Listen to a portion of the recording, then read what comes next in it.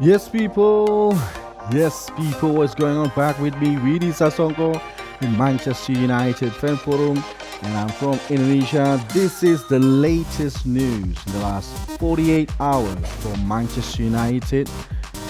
There's a sad news from the passing away of Sir Bobby Charlton, and then we got an update about Eric Ten Hag and Graham Potter. And then we got an update also for Jadon Sancho future at Manchester United. So let's dive into it together. Okay, people, sad news, morning news for Manchester United fans that Sir Bobby Charlton has passed away. Saturday morning, before the games between Sheffield United versus Manchester United.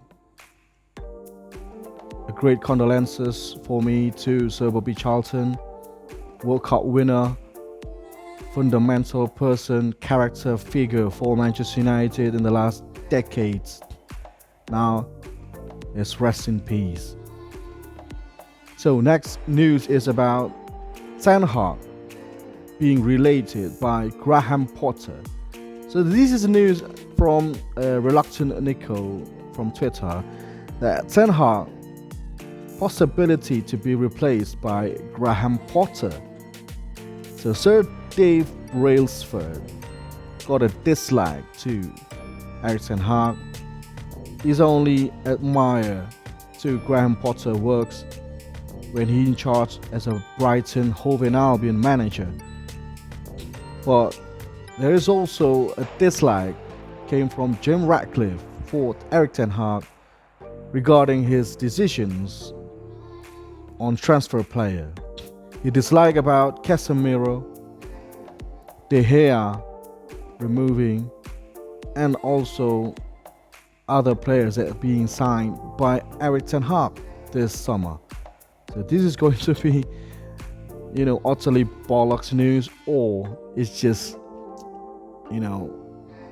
unreliable news about this, because as we know, Ineos Group has reported they are admire what Eric Ten Hag did in the last season. He won the League Cup, Carabao Cup, and then he got his third place. It means Manchester United qualified for Champions League this season, although it is gradually underperforming from the start of the season. 0 points for Manchester United under Eric Ten Hag on Champions League campaign. And of course, it is also related that Eric Ten Hag lost 4 centre-backs and full-backs throughout the first of the season. It impacts on Manchester United because Manchester United last season is built based on a defensive superior.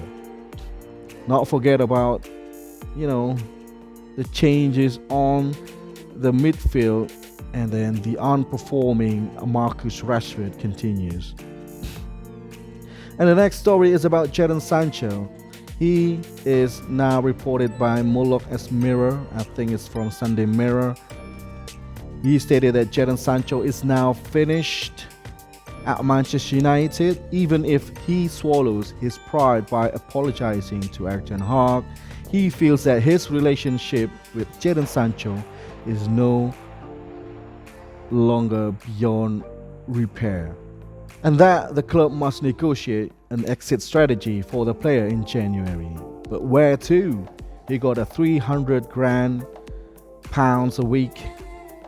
I think there are no club could afford to buy Jadon Sancho, so it is obvious that United are hoping that a move to Saudi Arabia club Al Ettifaq by a loan deal included £45 million obligation to buy are being worked out. So is it going to be happen or not? Or United need to make the money, more reasonable for the Saudi club Al Ettifaq. So next move about Ten Hag. He is hoping a veto power regarding a transfer policy, even if Jim Ratcliffe takes charge of sporting decision. So this is still doubt about sporting operation, sporting decision of a transfer policy, because Eric, you know that Joel and Avram Glazers remains at the back seat, but they got a Class B share that have a more powerful than Jim Ratcliffe and also you as a manager. So it's going to be a difficult thing for Ten Hag to gain a lot of veto power to decide on transfer policy. So I think this is a vanity project for Eric Ten Hag, hoping that Jim Ratcliffe project is going to be impact on his decision regarding on transfer policy. And then the next is my match reactions against Sheffield United. I know we won 2-1 thanks to an individual brilliance of Scott McTominay and Diogo Dalot. They also produced a world-class goals. It happens against Burnley, where Bruno Fernandes could also produce a worldy goal. So the team that I look is very shaky.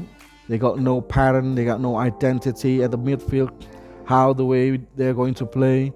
Even Scott McTominay, who scored the goal, only got like below 15 touches. I think it's 9 touches on the ball.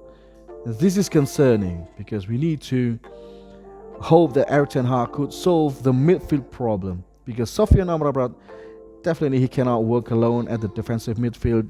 He needs Casemiro, he needs Eriksen, and we both know that both of the players cannot play above 60 minutes with the Manchester United standard level. So this is going to be a concern. Then the next question is why Mason Mount, he is fit, he's not included as starter lineup against Sheffield United. Definitely we need stability at the middle.